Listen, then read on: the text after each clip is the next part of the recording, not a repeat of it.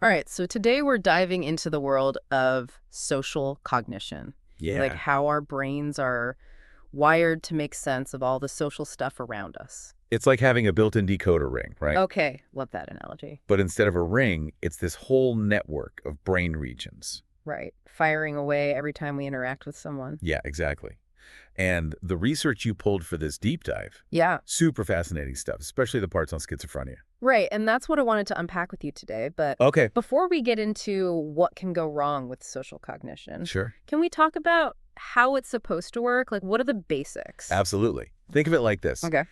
Every social interaction, it's like a puzzle our brains are trying to solve. A puzzle. Okay, I like that. Yeah, so we're always picking up on these little cues. Like what? Facial expressions, someone's tone of voice, body language, all of it. Okay, so it's not just me overthinking things. Like, there are actual brain regions dedicated to this stuff.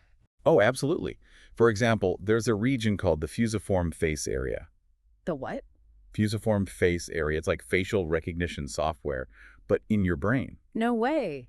Yeah, it's constantly scanning faces, trying to match them up to people you know. So while I'm struggling to remember someone's name, my brain already knows who they are. Basically. Yeah. Then there's another region called the superior temporal sulcus. Okay, try saying that 3 times fast. Right. The superior temporal sulcus. That one's all about observing actions, body language, that kind of stuff. So it's analyzing how people move, their posture, all of that. Exactly. And from that, it helps us figure out someone's emotional state. Wow, my brain really is like a detective, Right. trying to put all the pieces together without me even realizing it. It's pretty incredible how much is happening under the surface. But I imagine when those processes go haywire, that's when things get tricky. Yeah, that's where conditions like schizophrenia come in. Right, and the studies you sent, they paint a pretty clear picture. Yeah. It's like all those social cues and signals. They're not getting translated properly somehow. That's a good way to put it, yeah. Okay, help me understand that better. Well, research shows that people with schizophrenia, they often have trouble with certain parts of social cognition. Like what? One of the big ones is emotion recognition. Oh, so like what we were just talking about Right. with reading facial expressions and all that. But imagine those cues are like a foreign language, Okay. but you don't speak that language, so you're constantly misunderstanding things. So someone with schizophrenia, they might see a friendly face and think it's angry. That's what the research suggests, yeah. They may mistake a smile for a smirk or a neutral face for a frown. Wow, that must be so hard just trying to navigate basic interactions. Right, it can lead to a lot of misinterpretations, awkward moments, you name it. And probably a lot of anxiety too, right? Absolutely. Makes it tough to build relationships, too. Makes sense. But it's not just recognizing emotions. There's also this concept called theory of mind, or TOM. Right, theory of mind. That's like the whole stepping into someone else's shoes thing, yeah. Exactly. Understanding that other people, they have their own thoughts, their own beliefs. Which might be totally different from my own. Exactly. Yeah. And research shows that for people with schizophrenia, this whole theory of mind thing, it can be really hard. Really? Yeah, especially in more complex social situations. That's wild. I mean, honestly, even for someone without schizophrenia, trying to see the world from someone else's point of view, Right. that's tough. So I can only imagine how much harder it is when you have a condition that affects how your brain processes social information in the first place. Exactly. And that's what makes this research so important. Yeah. Because it's helping us understand just how challenging it can be for people with schizophrenia. Right, and hopefully leading to better ways to support them. Exactly. Yeah, like you're having a conversation with someone. Yeah. And you can tell they're not happy about something. Right. But you can't, for the life of you, figure out why. Oof. Yeah, I've been there. But I can't imagine what that must be like for someone with schizophrenia. It's like that feeling, but magnified, because it's happening all the time. And with all sorts of social cues, not just someone's mood in a conversation. Exactly. And there's another layer to this we haven't even touched on yet. Really? Yeah, it's something researchers call attribution biases. Okay, so I have to ask, attribution biases, what in the world are those? I'm happy you asked. It's basically how we explain things that happen, especially social stuff. Okay. And it's about how sometimes our explanations might be a little off. Like, think about those times. You convince yourself you don't need to call someone back right away. Because they probably just want to chat about something totally mundane. All the time. Exactly. It's like our brains, they take shortcuts to explain things sometimes.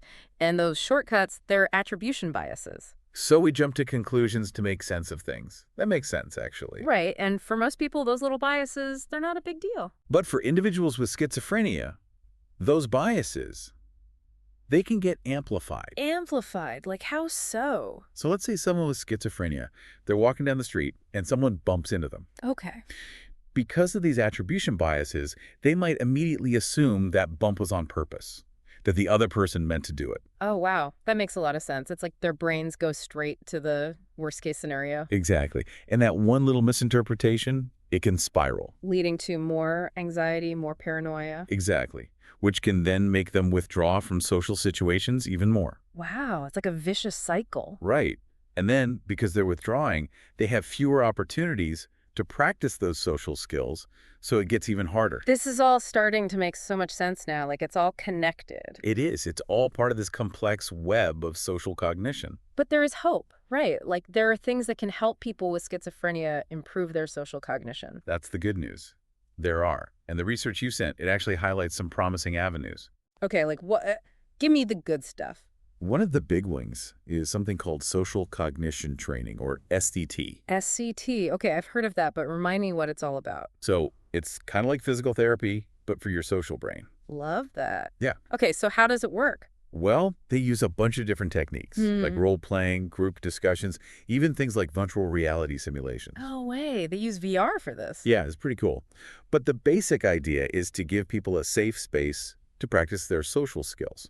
So it's like a social boot camp, but in a good way. Exactly. It's about repetition, practice, and then applying those skills in real-world settings. So they're basically rewiring those social circuits in their brains. That's a great way to put it. Yeah. And the research shows that these programs, they can really make a difference. That's awesome. Yeah, we're talking reduced anxiety, better social functioning, all of that. That's amazing. I love to hear that.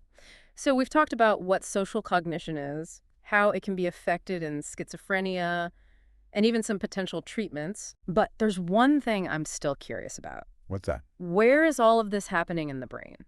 Like, what parts of the brain are involved in all this social processing? You want to get into the neuroanatomy of it A all. little bit, yeah. I'm always fascinated by the where of it all. Well, buckle up, because it's not just one part of the brain. It's this whole network of regions all working together. Intriguing. All right, so where do we start? Okay, so where do we start? Well, one of the most important players is the medial prefrontal cortex. The what now? The medial prefrontal cortex, or MPFC for short. MPFC, got it. You can think of it like the CEO of your social brain. Okay, I like that. So it's calling the shots, making the big decisions about how we understand other people. Exactly. It's super involved in figuring out people's intentions, even making those split-second judgments about whether someone seems trustworthy or not. So that gut feeling you get when you meet someone new, that's my MPFC doing its thing. You got it. But it's not all about judging others.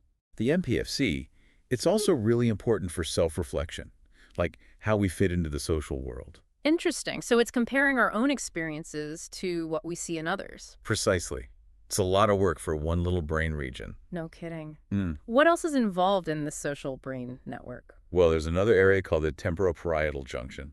Okay, say that again slowly. Temporoparietal junction, or TPJ. TPJ. All right, I think I can handle that one. So if the MPFC is the CEO, the TPJ is like the head of empathy. The empathy guru. I like it. Right. It's what helps us step into someone else's shoes, understand their perspective. Even if it's totally different from our own. Especially then.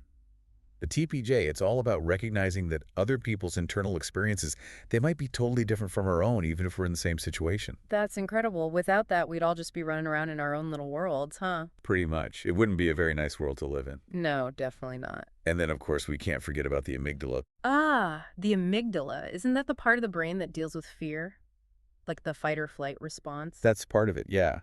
But it's actually a lot more nuanced than that. Ah, how so? Well, the amygdala, it's definitely involved in processing threats, but it also plays a role in all sorts of social emotions. Really? Like what? Things like trust, empathy, even those warm, fuzzy feelings you get from positive interactions. So it's not just about danger, it's about the social significance of everything. Exactly. It's helping us figure out what's important in our social world. This is all so fascinating. But with all these different brain regions involved, how do they all work together? It's a good question, right? Because it is a super complex system. Yeah, it seems like there'd be a lot of room for miscommunication. You'd think so, but what's amazing is that our brains, They're constantly adapting and refining those connections. So the more we use our social brains, the stronger those connections get. Exactly, which is why social interaction is so important for everyone. Good to know. I'm going to use that as an excuse to get out more. I love it. But seriously, this research really drives home the importance of social connection for all of us. It really does. It makes you realize how amazing our brains are, even with all their quirks. Absolutely. It's a beautiful, complex system. Well, I think we've given our listeners a lot to think about today. We definitely have. From facial recognition software to empathy gurus, the social brain is truly remarkable. It really is. And the more we understand about it, the better we can navigate our social worlds. Couldn't agree more. So to everyone listening, next time you're feeling socially awkward, just remember, It's just your social brain doing its thing. trying to make sense of it all. Exactly.